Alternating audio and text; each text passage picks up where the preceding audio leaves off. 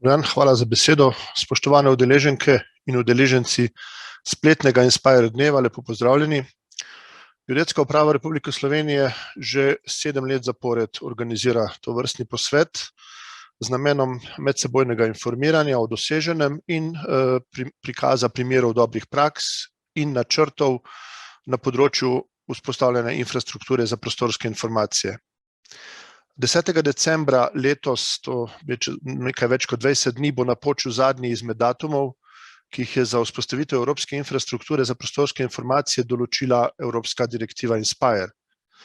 Tega dne bi morale vse države članice Evropske unije zagotoviti tako imenovano medopravilnost za svoje prostorske podatke, na katere se nanaša direktiva, in za vse omrežne storitve na podlagi prostorskih podatkov.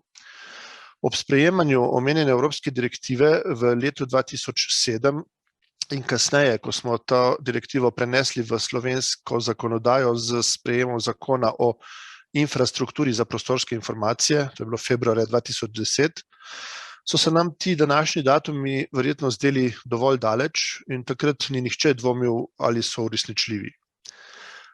Naše današnje srečanje se odvija ravno v pravšnjem trenutku, kajti v tem trenutku se lahko medsebojno informiramo, ali smo naše napore v preteklih 14 letih usmerili pravilno in v kolikšni meri smo Slovenija kot država izpolnili z zakonom naložene obveznosti.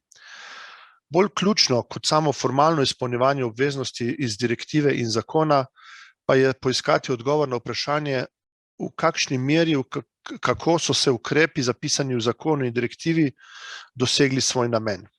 Včasih je namreč pot celo pomembnejša od cilja.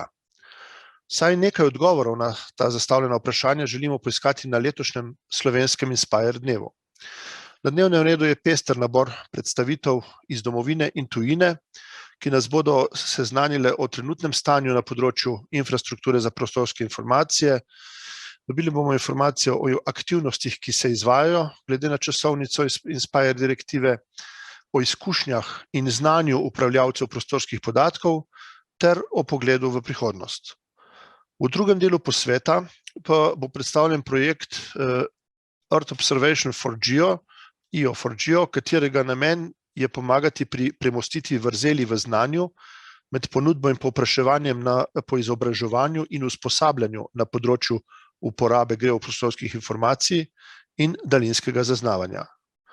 EO4Geo je pobuda iz programa Erasmus+, ki združuje 25 partnerjev iz 13 evropskih držav, med njimi tudi slovenske, ki zagotavljajo prosto dostopne baze znanja, orodja in druga gradiva na področju geoinformatike in opazovanja Zemlje.